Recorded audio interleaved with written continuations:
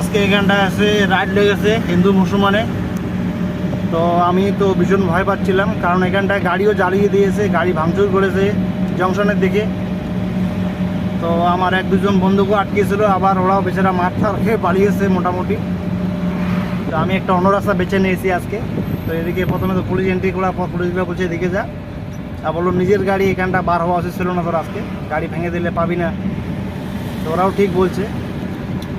তো আমি যাই হোক, আমি তো ভয়ে ভয়ে, গাড়িও আজকে লোড আছে, ভালো লোড আছে, ফল আছে পুরা। তো এদিকে ভয়ে ভয়ে আসতেছি, আমি দেখি কি পজিশন হয় এখন। এটা ইস্টার্ন বাইপাস, এদিকে বার হয়ে যাবো একদম সোজা, হাইওয়েটা আমার। তো এদিকেও বস্তি রাস্তা আছে প্রচুর, তো ওইদিকেও ভয় লাগে পুরাই। তো ফাইনালি মোটামুটি আমি অনেক দূর এগিয়ে আসি কাঁচরাপট্টি অবধি, কারণ ওদিকে বেশি দার্জিলিং মোড়ের সাইডটা বেশি লাফাড়া চলছে, লোহা গরম যেটা বলা হয়, ঠিক আছে। তো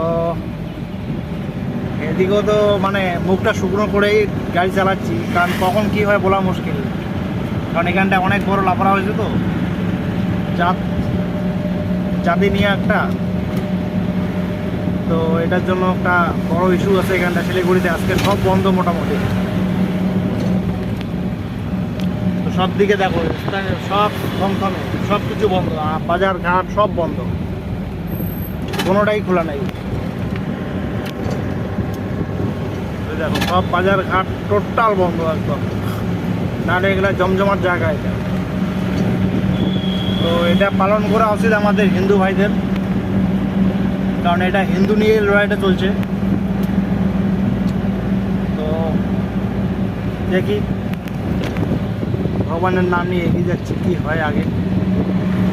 কারণ একবার মেন রোড উঠে গেলে আর টেনশন নেই, যতক্ষণ আমি শিলিগুড়ি টাউনের মধ্যেই ঘোরাঘুরি করতেছি ততক্ষণই ভয়টা। তো ভালো থাকুন, সুস্থ থাকুন, আর সবাইকে সুস্থ থাকতে দেন।